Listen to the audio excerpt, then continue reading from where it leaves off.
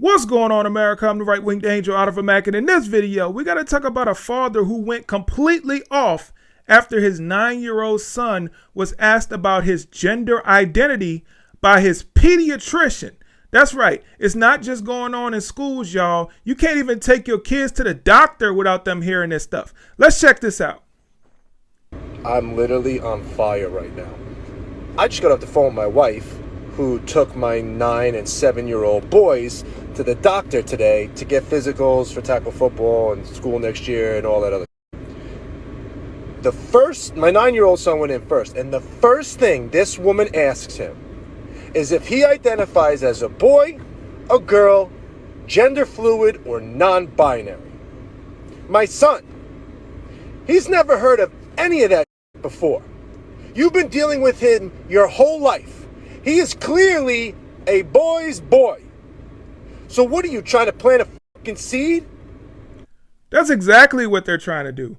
All these people in these schools, in these other programs that children are being placed in, they're trying to plant this seed so children start to think about this type of stuff. And then when adults start to bring more of this information to them, that seed is already planted, and then the grooming is much easier. In his head, the only thing I could be thankful for is that my wife took them instead of me. And props to my wife, because she said something. And if she didn't, they would have asked my 7-year-old son the same question. This is ridiculous. And to the people out there that think that there's nothing wrong with that, and I'm just a transphobe or all that, you're f***ed up. This is bull. And there's something wrong with you. 100%. There's something wrong with the people who believe that children should be exposed to this gender ideology. It's only confusing them. It's not making anything better for society. It's not making children smarter. It's not making children healthier. It's not making any of that. Is it reducing the suicide rate? No, it's not. We're still seeing suicide as a big issue in this country, even though we're coddling these people like there's no tomorrow. What are we actually doing for our society? We're actually ruining kids that are not even a part of this. We're actually making more people who are now a part of this LGBTQ community. There was a statistic that said that like 40% of high school kids identify as LGBTQ plus. Are you serious? We never had to worry about that when I was in high school.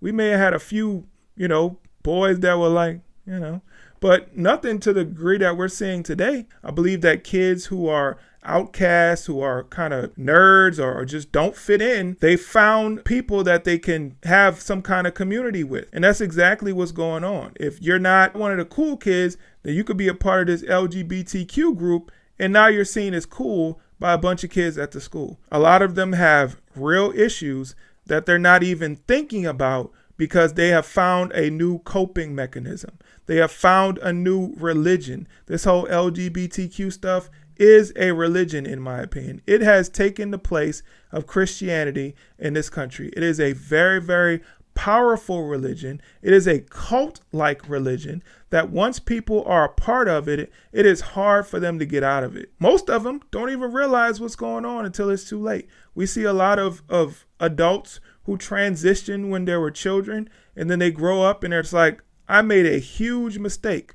But the LGBTQ community got a hold of them. They are people today that are saying that they were coerced into transitioning. They were given bad advice by doctors who told them that this was the best option for them when it really wasn't. And they realized that once they became an adult. And a lot of this stuff is irreversible. So now they have to deal with the consequences of those decisions that were made when they were only children. Look, I don't blame this father for feeling the way that he feels. He is definitely hot. He is definitely livid about what happened to his kid. And I would be the same way. I might even be worse. I probably would have marched over to that doctor and gave them a piece of my mind, because it is unacceptable for them to be trying to indoctrinate my child with this gender ideology stuff.